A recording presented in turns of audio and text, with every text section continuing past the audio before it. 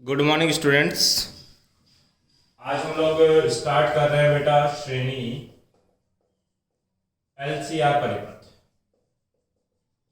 आपके पास श्रेणी एलसीआर परिपथ है, उसको रिसोल्व करने वाले हैं फेजर के मेथड से। तो हम लोग क्या करेंगे बेटा, एक प्रतिरोध लेंगे आर, उसके साथ एक कुंडली जोड़ेंगे जिसका प्रतिरोध होता है बेटा एक्सएल, और हिंदी में बोलते हैं इसको प्रेरक प्रतिघात आपके पास।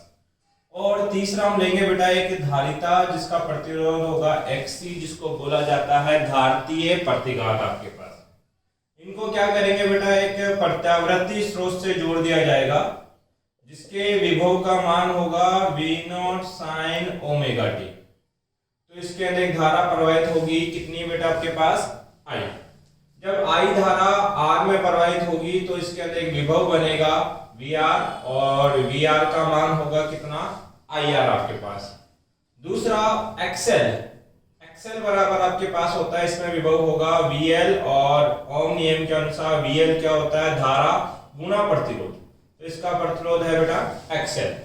इसी प्रकार से आपके पास XC में एक विभव बनेगा जिसको बोला जाएगा VC, और ओम नियम के अनुसार VC होगा धारा कितनी I, और प्रतिरोध का मान कितना है बेटा XC आपके पास।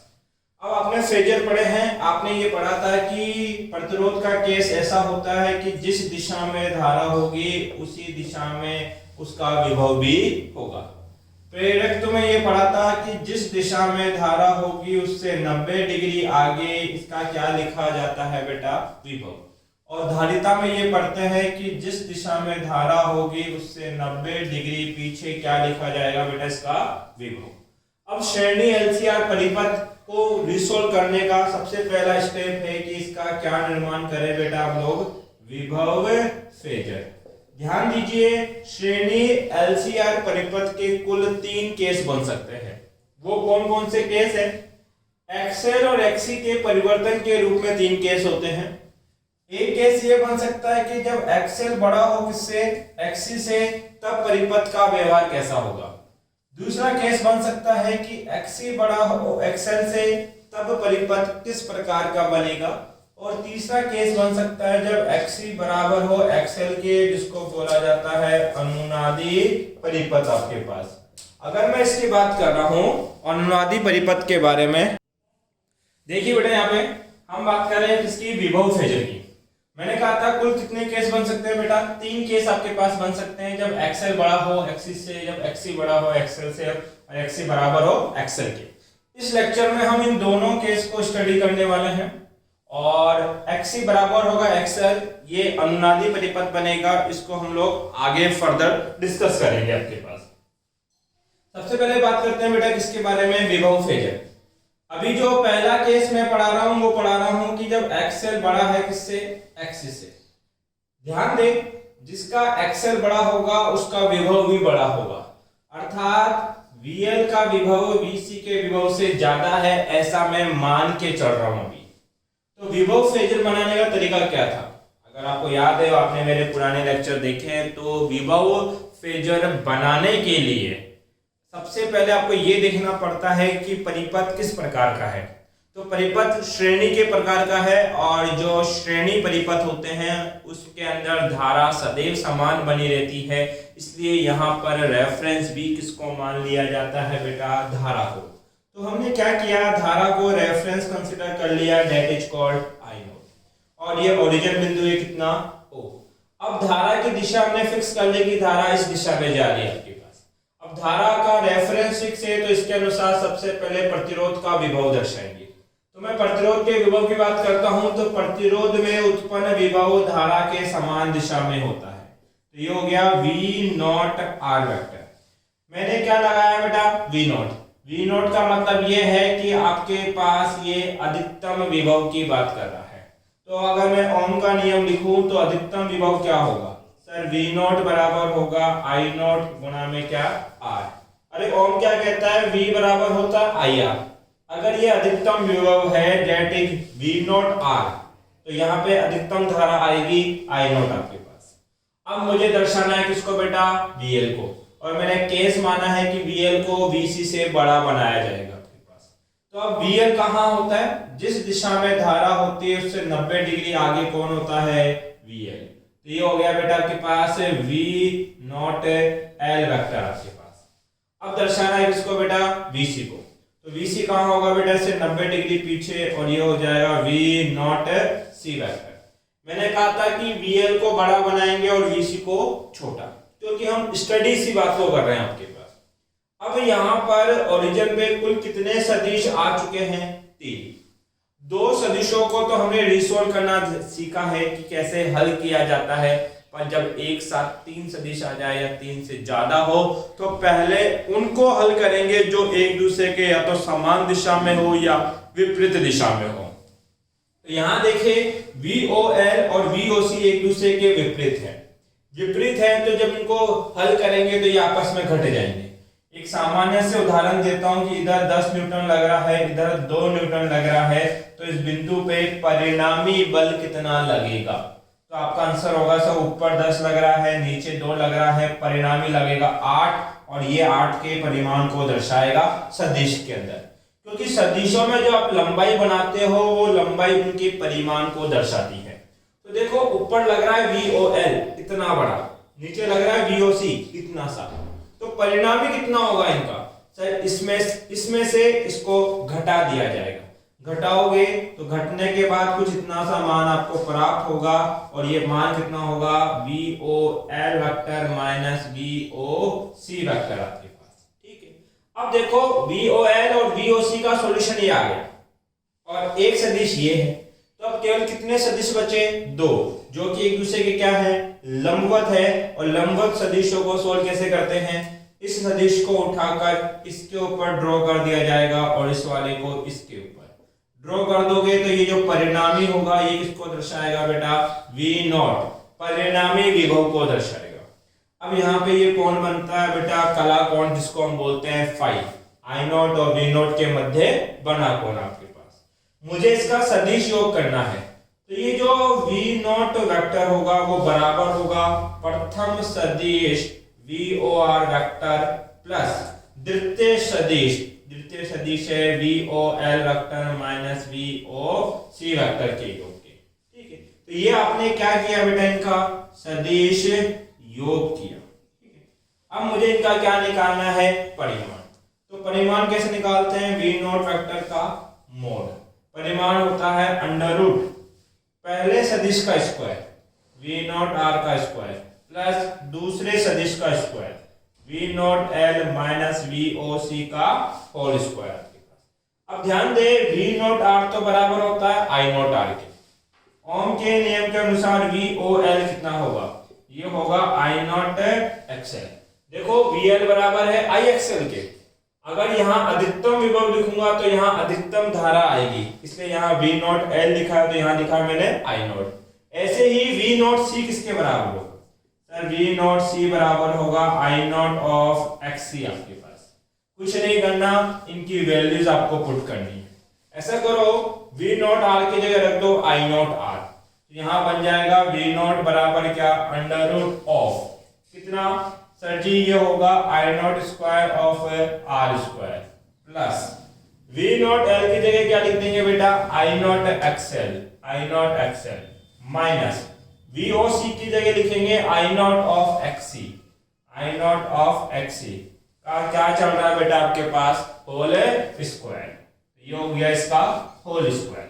V नॉट बराबर यहाँ देखिए बेटा I not square of R square plus I not और I नॉट दोनों में कॉमन है, कॉमन को आप बाहर निकाल देंगे तो बाहर आएगा I नॉट स्क्वायर, क्योंकि ऊपर कौन है बेटा, स्क्वायर है, ये हो जाएगा XL माइनस XC का होल स्क्वायर।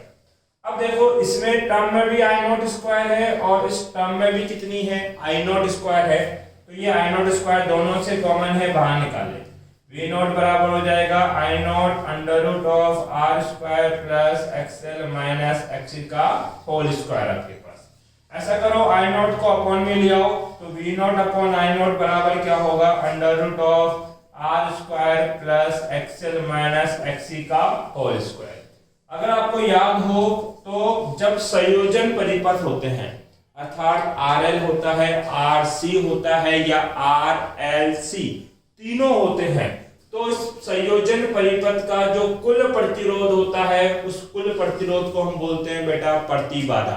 और प्रतिबाधा को जेड से दर्शाया जाता है जिसका मान होता है V नॉट अपॉन में क्या I नॉट। तो ये जो V naught upon I not है इसको मैं जेड लिख सकता हूं तो जेड बराबर होगा under root of R square plus XL minus XC का क्या होल स्क्वायर आपके पास। ठीक है, ये किसका मान आ गया जेड का मान। अब हमें ज्ञात क्या करना है आपके पास बेटा, इसके बाद हम ज्ञात करते हैं फेज नहीं कला कोण, हिंदी में क्या बोलते हैं बेटा उसको कला। कला कोण के लिए क्या करो, ये जो विभव फेजर बनाया है यहां से एक समकोण त्रिभुज बन रहा है इसको बाहर निकाल दो तो इस प्रकार से एक समकोण त्रिभुज आपको प्राप्त हो जाएगा।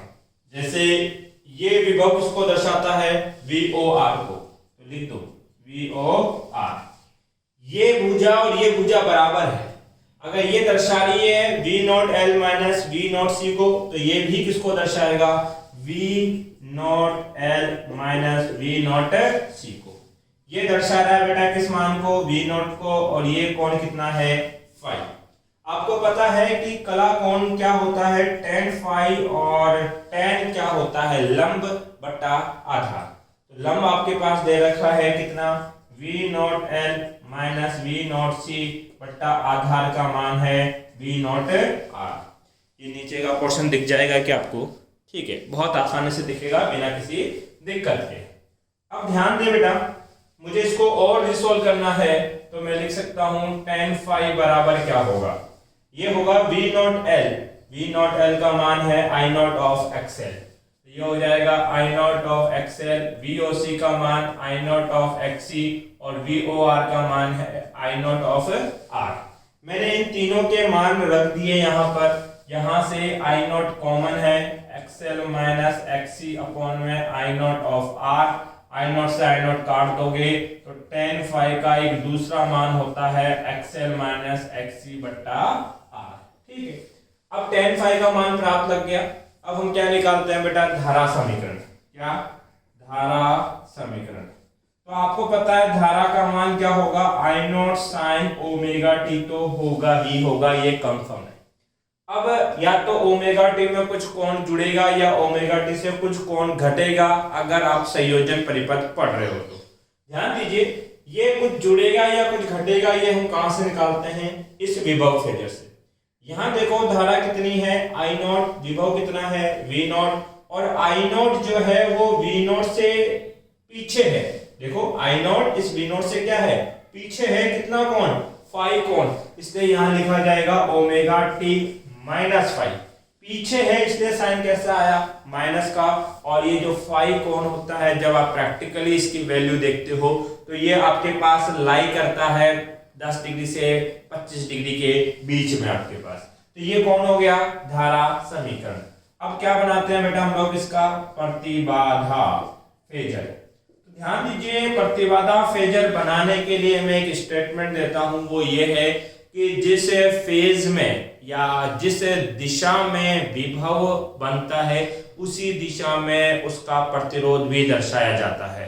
तो देखो इस दिशा में हमने प्रतिरोध का विभव दर्शाया है, तो इसी दिशा में किसको दर्शाओगे बेटा प्रतिरोध को भी दर्शाओगे। देखो यहां हमने दर्शाया है किसको प्रेरकत्व के विभव को, तो इस दिशा में क्या होगा प्रेरकत्व का प्रतिरोध, और प्रेरकत्व का प्रतिरोध क्या होता है बेटा आपके पास XL, तो ये हो गया XL आपके पास। और यहां मैंने दर्शाया है धारिता के विभव को, तो यहां धारिता का प्रतिरोध होगा जिसको लिखा जाएगा XC। ठीक है, अब देखो हम कैसे ये पढ़ रहे हैं कि XL को बड़ा बनाएंगे किससे XC से, इसलिए XL बड़ा है और XC छोटा है। अब इस बिंदु पे कुल कितने सदिश आ गए 3, और 3 को सोल्व करने का तरीका क्या होता है कि सबसे पहले उन दो को सोल्व करो जो एक दूसरे के समान दिशा में है या विपरीत दिशा में है।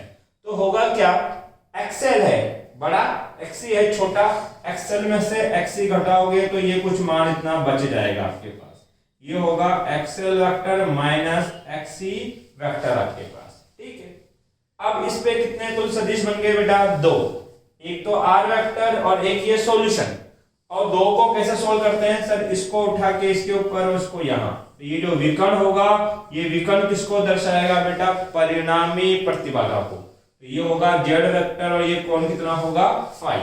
ये जेड क्यों आया, क्योंकि देखो यहाँ पे जो परिणाम है वो है वी नॉट, परिपथ का कुल विभव, तो यहाँ आएगा परिपथ की कुल प्रतिरोध, और परिपथ का कुल प्रतिरोध क्या है, उस परिपथ की प्रतिबाधा है, जिसको हम किससे दर्शा रहे हैं बेटा, जेड से दर्शा रहे हैं। यहां अगर मैं बात करूं आपके पास सदिश योग लिखना चाहूं तो जेड वेक्टर बराबर क्या होगा, पहला सदिश है आर वेक्टर प्लस दूसरा सदिश कितना है XL vector minus of एक्ससी vector आपके पास। यहां मुझे जेड वेक्टर का परिमाण ज्ञात करना है, वो परिमाण कितना होगा सर, अंडर रूट पहले सदिश का स्क्वायर प्लस दूसरे सदिश का स्क्वायर आपके पास। देखो जेड चाहे से यहां से निकालो चाहे से विभव फेजर से निकालो, जेड के मान समान प्राप्त होते हैं। अब क्या बनाना पड़ता है बेटा आपको, प्रतिबाधा त्रिभुज। तो प्रतिबाधा त्रिभुज कैसे बनाते थे हम लोग, कि ये जो आपने प्रतिबाधा फेजर का निर्माण किया है, यहां से एक समकोण त्रिभुज बाहर निकाल लो। ये एक समकोण त्रिभुज है, इसको मैंने बाहर निकाल दिया कुछ इस प्रकार से, तो ये बन जाएगा बेटा आर, ये बन जाएगा कितना आपके पास एक्सएल माइनस एक्ससी, क्योंकि सदिशों में समांतर भुजाओं बराबर से दर्शाया जाता है, मतलब जितना मान इसका होगा वही मान इस भुजा का भी रहा होगा, तो ये दर्शाता है जेड को और ये कोण होता है फाई। प्रतिबाधा त्रिभुज से हम कितनी चीजें ज्ञात करते हैं बेटा, दो चीजें ज्ञात करते हैं, एक ज्ञात करते हैं कला कोण, और कला कोण आपको पता है क्या होता है tan फाई, और tan फाई का मान होता है लंब बटा आधार, तो लंब का मान है एक्सएल माइनस एक्ससी बटा आधार का मान कितना है आर आपके पास। तो देखो tan फाई मैंने आपके पास विभव फेजर से भी निकाला था तब भी यही था, प्रतिबाधा त्रिभुज से निकालूंगा तब भी यही प्राप्त होगा। अब tan फाई के बाद क्या निकालते हैं बेटा हम लोग, शक्ति गुणांक। शक्ति गुणांक होता है बेटा cos फाई, और cos फाई क्या होता है आधार बट्टे हुए कण, तो आधार r है कण z है, तो यहाँ पे होगा r बट्टा z आपके पास। अब इसके बाद क्या बनाते हैं बेटा हम लोग, संपूर्ण फेजर आपके पास। ध्यान दें, संपूर्ण फेजर बनाने के लिए आपको विभव व धारा के समीकरण चाहिए, तो मैंने विभव का समीकरण बोल दिया V naught sine omega T, ये रहा बेटा। धारा का समीकरण हमने निकाला है, कहाँ निकाला है, धारा ये धारा है I बराबर I naught sine omega t minus phi, I बराबर I naught sine omega t minus phi. फिर आपके पास यही धारा I जब प्रतिरोध में प्रवाहित होती है तो उसमें विभव बनता है आई आर, और I का मान हम बता चुके हैं I naught sine omega t minus phi गुणा में क्या आर।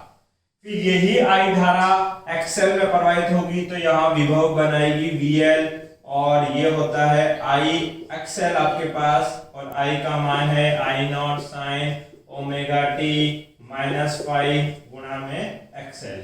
और यही धारा जब आपके पास धारिता में प्रवाहित होगी तो यहाँ बनाएगी आई एक्सी, और I का मान I naught sine omega t minus phi गुणा में क्या एक्सी। देखो कुल आपके पास 5 समीकरण बन चुके हैं, और ये जो 5 समीकरण आपके पास है बेटा, ये पांचों समीकरण फेजर बनने लायक है, क्योंकि फेजर बनाने के लिए हम क्या देखते हैं कि समीकरण एक तो पॉजिटिव होने चाहिए जो कि है, दूसरा कि जो समीकरण है वो साइन के कोण के रूप में लिखे होने चाहिए जो कि लिखे गए हैं आपके पास। एक चीज आप याद रखोगे कि जितने भी विभव का ड्रॉप होता है जैसे VR, VL और VC, इनका फेजर बनाने के लिए किसको रेफरेंस लिया जाता है, धारा को, ठीक है। तो ये VL और VC हम धारा को देख के बनाएंगे, ठीक है। फेजर कौन से तल में बनते हैं बेटा, XY तल के अंदर बनाए जाते हैं, ठीक है। ये XY तल हो गया। सबसे पहले विभव का फेजर V नॉट ये कहना चाहता है कि लंबाई में बड़ा बनेगा, साइन का फेजर बनता नहीं, ओमेगा टी के साथ कैसा संबंध है, समानुपाती का, और समानुपाती ग्राफ कुछ इस प्रकार से। ये V नॉट है और ओमेगा टी पॉजिटिव है, तो कैसे चलोगे बेटा, आपके पास 90 डिग्री आपके पास। फिर किसको बनाना है, I को। I नॉट ये कहता है कि V नॉट से छोटा होगा, साइन का फेजर बनता नहीं। अब संख्या क्या बच गई बेटा, ओमेगा टी माइनस फाइव। और मैंने कहा था कि ये जो फाई एंगल होता है वो प्रैक्टिकली 10 डिग्री के आसपास होता है। तो ओमेगा टी से 10 डिग्री पीछे बनेगा कौन, आई नॉट। तो सबसे पहले आपको ओमेगा टी का लेवल पता होना चाहिए। तो ये ओमेगा टी की लाइन है, इससे 10 डिग्री पीछे आओगे तो कुछ यहां पहुंचोगे। अब ये माइनस फाइव है और माइनस फाइव एंगल को आप किससे दर्शाते हो, क्लॉकवाइज एरो से। ये किसका मान हो गया, आई नॉट का। अब दर्शाना है किसको बेटा, वी आर को। हमने क्या बोला था कि वी आर, वी एल और वी सी के लिए किसका फेज पता होना जरूरी है, धारा का। तो हमें पता है कि ये धारा का फेज है। अब वी आर क्या कहता है कि जिस दिशा में धारा होगी उसी दिशा में थोड़ा आगे किसका मान होगा, वी आर का। तो ये मान हो गया किसका बेटा, वी आर का आपके पास। अब दर्शाना है बेटा किसको, वी एल को। तो वी एल क्या होता है, जिस दिशा में धारा होगी उससे 90 डिग्री को आगे कौन होगा, वी एल। तो ये भी धारा आई नॉट, उससे 90 डिग्री आगे, यहां पहुंच जाओगे, ये मान हो गया किसका बेटा, वी एल का। वीसी क्या कहता है, जिस दिशा में धारा होगी उससे 90 डिग्री पीछे। तो ये आपके पास धारा है, इससे 90 डिग्री पीछे कौन होगा, वीसी। तो यहां से एक तो जाएंगे π/2 एंटी क्लॉकवाइज और एक चलेंगे π/2 क्लॉकवाइज, क्योंकि एंगल पॉजिटिव और नेगेटिव भी तो दर्शाना है आपको, ठीक है। अब देखो मैंने कहा था इस केस में VL बड़ा होगा और VC क्या होगा, छोटा। इसलिए मैंने VL को बड़ा बनाया और VC को छोटा बनाया। ध्यान से देखो तो VL और VC एक दूसरे के विपरीत है, और विपरीत होते हैं तो उनको घटा दिया जाता है। VC में से VL घटा दोगे तो कुछ मान बचेगा कितना, ये होगा VL माइनस VC। अब इनका किया जाता है बेटा सदिश योग। तो यहां ध्यान दे, सदिश योग कैसे, V नॉट किससे मिला, एक तो VR से। तो जो ये V नॉट वाली रेखा है इसको VR से मिला दो। सर जी इससे मिला देते हैं, तो ये V नॉट को VR से मिला दिया। एक V नॉट किससे मिला है, VL माइनस VC से। तो ये है VL माइनस VC, इसको मिला देंगे किससे बेटा, V नॉट से। तो ये क्या बन गया, इसका संपूर्ण फेजर, ठीक है। एक बार इसको कॉपी करें, फिर इसका अगला केस करवाता हूं बेटा।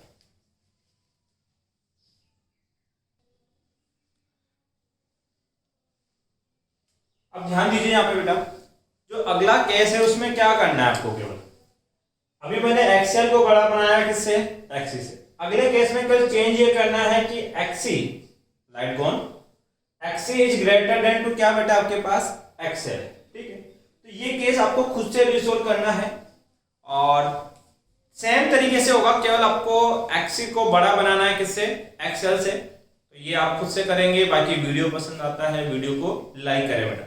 लाइट चला गया है अभी, तो इस वजह से मैं इसका अगला पार्ट अभी नहीं बना रहा, उसको और कभी अगर मौका मिला तो बना दूंगा आपके लिए। बाकी आपको ये अगर क्वेश्चन समझ में आया तो आप दूसरा केस भी इजीली कर पाएंगे, और नहीं आए तो एक बार अपनी बुकलेट को देख लें कि वहां पे किस तरीके से किया गया है।